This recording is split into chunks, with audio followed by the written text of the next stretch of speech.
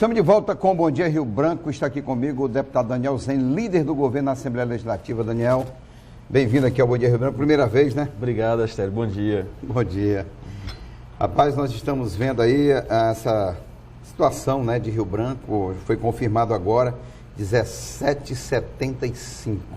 O Rio Acre, o governador, o prefeito já estabeleceram aí, né, um ponto facultativo hoje, amanhã, podendo prorrogar. Como é que está essa situação aí no governo, Daniel? Olha, Astério, acho que o governo, nós já estamos com 5 abrigos, né, indo para um 6º abrigo em Rio Branco.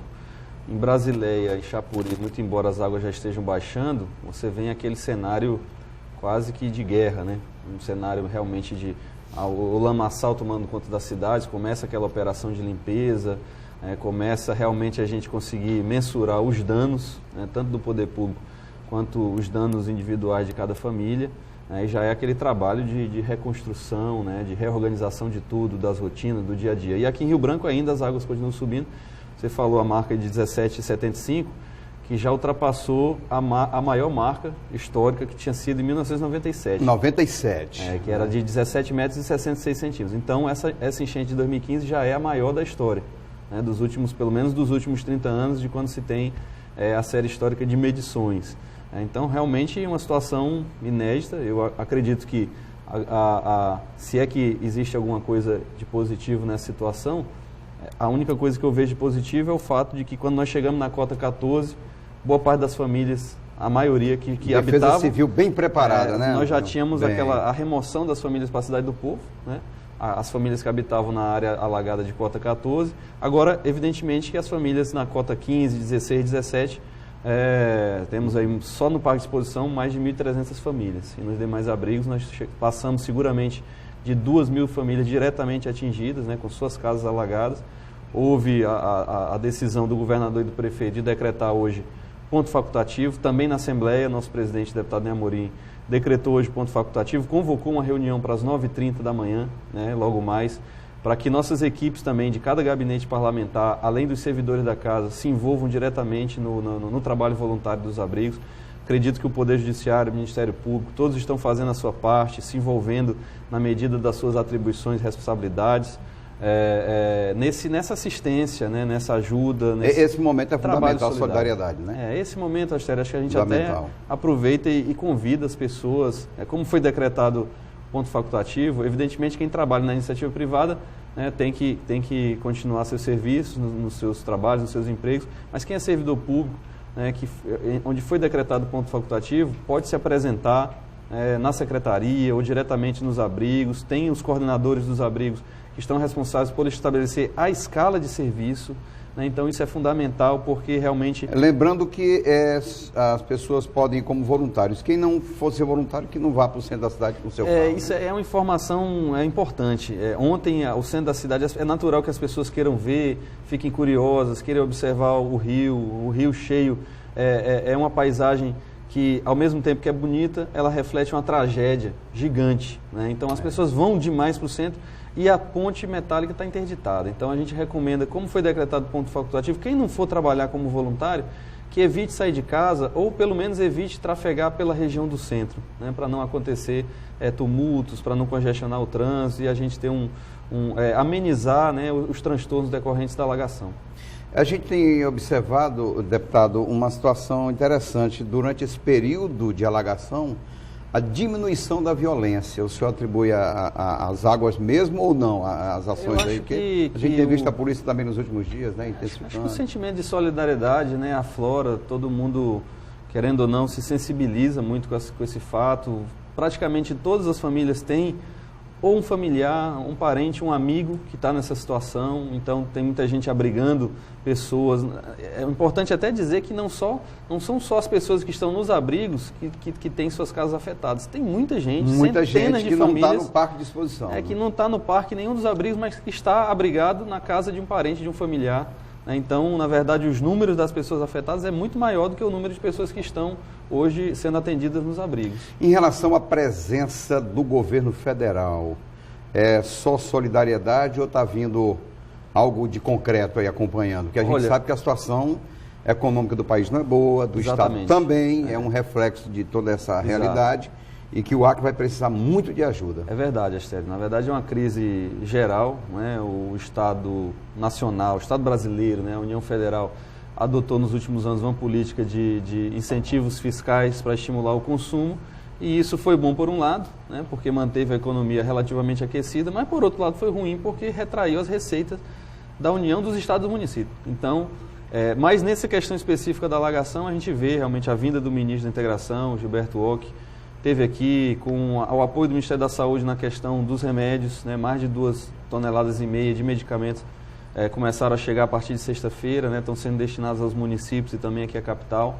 Houve o compromisso do ministro com a construção de 2.000 unidades habitacionais, né? Distribuídas nesses municípios. É claro que isso é um processo de mais longo prazo, né?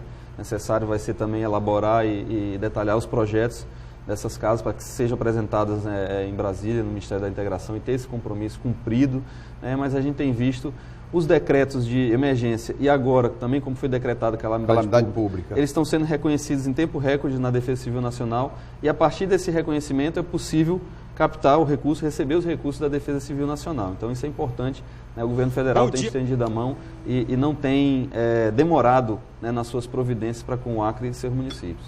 Deputado, eu vou interromper um pouquinho para a gente ver uma reportagem do nosso J. Guimarães, que ele está agorinha aqui, vamos aqui, lá naquela região da Gamileira. Bom dia, J. Guimarães. Bom dia, Astério.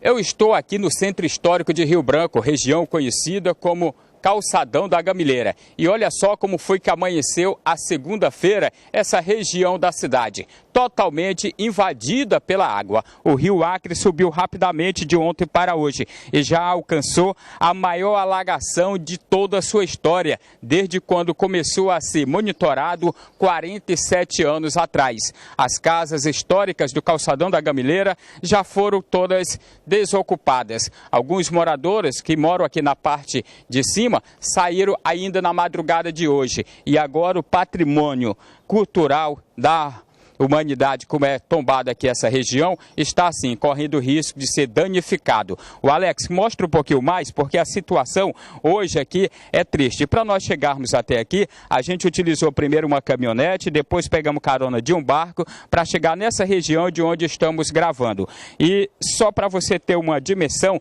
da alagação hoje, Astério, em Rio Branco, tá?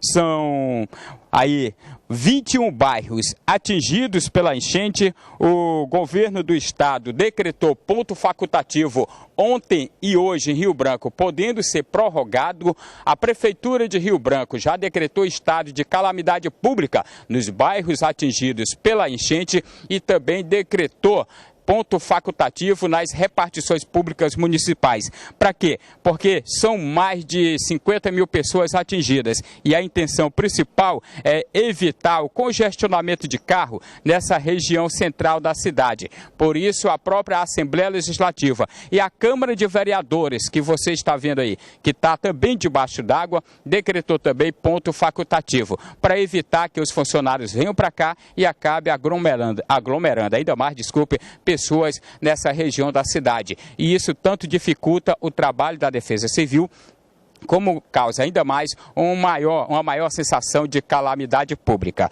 Tem mais detalhes, Astério. Todas as regiões da cidade atingidas pelo transbordamento, a Eletrobras cortou o fornecimento de energia elétrica. E, além disso, no interior do estado, o governo também decretou ponto facultativo hoje e amanhã nas repartições públicas naqueles municípios atingidos pela enchente. Eu vou afastar um pouquinho mais aqui do vídeo para que o Alex possa mostrar um pouco mais essa imagem, o que pode vir a ser uma imagem histórica em Rio Branco. A maior alagação já registrada em Rio Branco desde que o rio Acre começou a ser monitorado 47 anos atrás.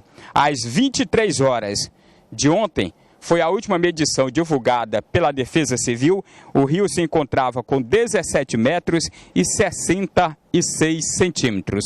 A última vez que ele registrou uma enchente tão grande, chegou a 17 metros e 54 centímetros. A gente volta daqui a pouquinho com mais informações dessa manhã triste em Rio Branco, afetada pela alagação do rio Acre. 7h28, deputado, líder do governo Daniel Zen, quer dizer, até agora não tem nenhum sinal de que hoje vai começar a vazar, né? As informações que chegaram. Informação com aquele volume todo de águas de Chapuri e de Brasileia na vazante, né? Acho que ainda vai demorar um pouco para estabilizar. E vamos torcer para que comece a vazante o quanto antes. E enquanto isso não acontece, é realmente essas instruções que o Jota também acabou de repetir, né? Evitar, quem não for trabalhar nos abrigos, evitar de se deslocar para o centro da cidade, para não gerar mais tumulto, né? E a gente realmente poder se dedicar nesse suporte, nesse auxílio aos desabrigados. O senhor comprou uma briga aí com os cartórios, né? Muitas empresas, muita gente reclamando das taxas que estavam sendo cobradas. Houve uma decisão aí, mas parece que não agradou muito. Na verdade, Astério, tem sido um objeto, assim, um assunto muito interessante, porque a gente observou e eu tive acesso a documentos de pessoas que entraram em contato, que foram registrar imóveis e que pagam taxas que muitas vezes, quando comparadas com taxas de outros estados do Brasil, são muito superiores, os valores são muito superiores, mas não é só isso. Tem se observado um fenômeno de taxa sobre taxa. Você vai registrar um imóvel, mas não é só a taxa do registro que você paga. Você paga o requerimento, mas isso, aquilo outro. Tem uma sucessão de atos que são enumerados pelo cartório e que, quando você soma tudo, o valor dá 2, 3, 4, às vezes até 5 vezes o valor daquela taxa que é específica para registro do imóvel. Por exemplo, isso para falar do caso do exemplo específico do registro do imóvel. Isso afeta todo cidadão que, por exemplo, tem a sua propriedade. Isso afetará, por exemplo, Astério, aquela pessoa que está sendo beneficiada com a casa da Cidade do Povo e que lá adiante, quando passar o prazo de carência, quando ela for realmente transferir a propriedade para o nome dela, ela vai encontrar problemas, certamente. Então, a Corregedoria do Tribunal de Justiça tomou uma importante decisão a semana passada, publicou uma nova taxa, corrigindo os valores, né? Houve realmente uma queda nos valores das taxas, mas há outras situações que precisam ser analisadas, que precisam ser investigadas, e nisso nós ingressamos com requerimento, né, para que seja aprovado pelo plenário e seja expedido pela mesa diretora, buscando informações, solicitando uma série de informações para que a gente possa embasar a nossa atuação parlamentar. Tanto eu quanto o deputado Lorival, que vínhamos pesquisando e atuando em conjunto nessa situação, apresentamos requerimentos diferentes, né? Devemos reunir também com as imobiliárias, né? Enfim. Agora temos recebido ligações de pessoas da sociedade civil, pessoas comuns do povo, que tiveram essas situações, inclusive disponibilizando entregar documentos, dizendo, olha, eu paguei aqui um valor absurdo, está aqui a prova, está aqui o comprovante de pagamento, e a gente tem recebido essas manifestações. Vamos continuar apurando a questão, analisando, investigando, com responsabilidade, claro, né? Não trata de fazer acusações de nenhuma maneira, mas investigar, analisar e ver onde tiver o problema. A gente, se depender de uma ação legislativa da Assembleia, de alteração da lei, ou de proposição de alguma regulamentação mais específica, estaremos à disposição para fazer isso. Deputado, muito obrigado pela sua vinda aqui. Tá, obrigado, Astério. Obrigado, satisfação estar aqui com você. A gente está aqui de portas abertas. Tá, obrigado. 7h31, vou para o intervalo comercial, daqui a pouco eu volto com o bloco de esporte. Já, com a Jane Kelly.